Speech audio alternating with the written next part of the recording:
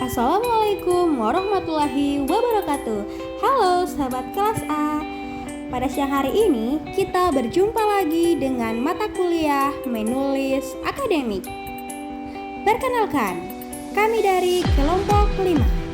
Berikut adalah nama-nama anggota kelompok 5: Salwa Fitri Haju, Merlin Hiola, Ismiati Gani, Rahmiyati Yusuf, dan Muhammad Zainal Mohi.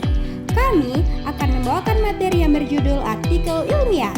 Untuk itu, kepada sahabat kelas A, selamat membaca dan selamat menyimak. Hakikat artikel ilmiah.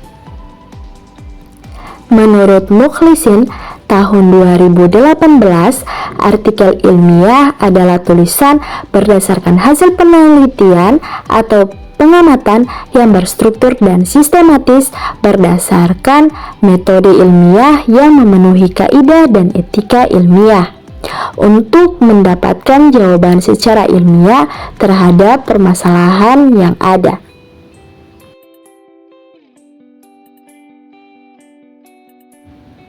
Selanjutnya, menurut Adnan, artikel ilmiah adalah tulisan yang berisi laporan sistematis mengenai hasil kajian atau hasil penelitian yang disajikan bagi masyarakat ilmiah tertentu yang merupakan audiens khusus dengan tujuan menyampaikan hasil kajian dan kontribusi pada penulis artikel kepada mereka yang dipikirkan, dikaji kembali, dan didiskusikan baik secara lisan maupun tertulis.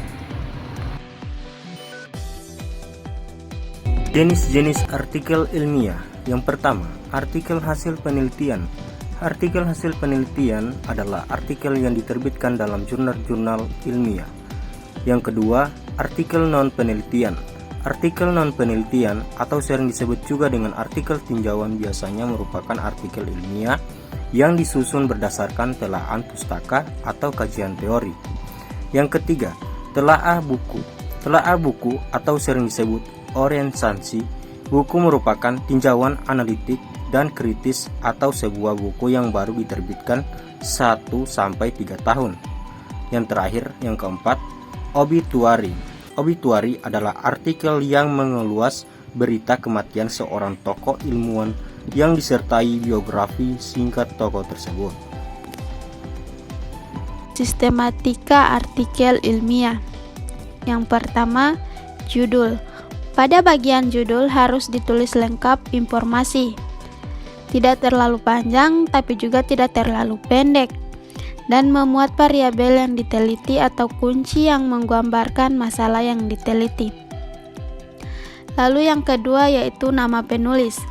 Sebagai hak kepemilikan atas tulisan, nama penulis ditulis tanpa gelar akademik atau yang lain apapun, dan nama lembaga tempat bekerja penulis dan alamat surat.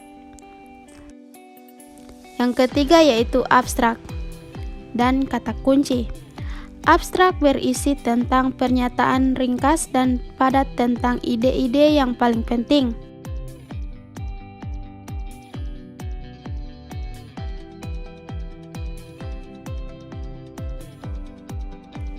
Kata kunci yang dipilih yang dapat berfungsi sebagai penelusur. Baik, selanjutnya yaitu yang keempat, yaitu pendahuluan dan metode. Yang pertama, pendahuluan. Pendahuluan yang menyajukan kajian pustaka beserta rujukan yang proporsional, pembahasan dengan ringkas, padat, dan langsung, mengapa masalah yang diteliti menyangkut landasan teori. Dan yang kedua yaitu metode.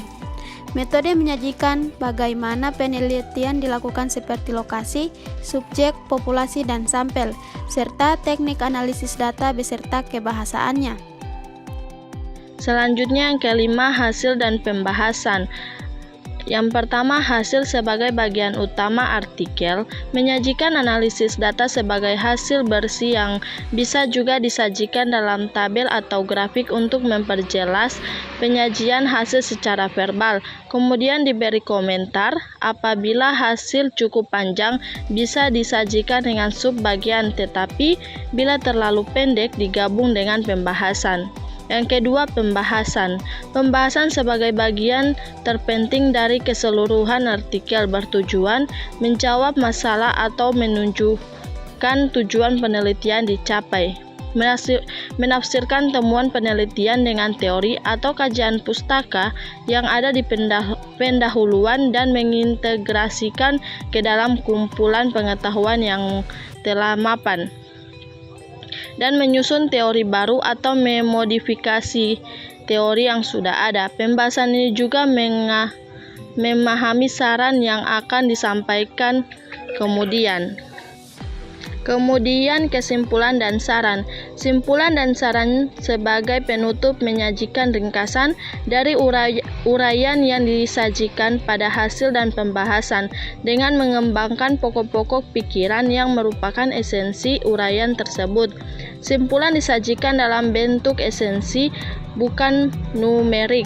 Saran disusun hanya berdasarkan simpulan dan pembahasan, serta bisa mengacu pada tindakan praktis, pengembangan teoris, serta perlunya penelitian selanjutnya. Dan yang terakhir yaitu daftar pustaka.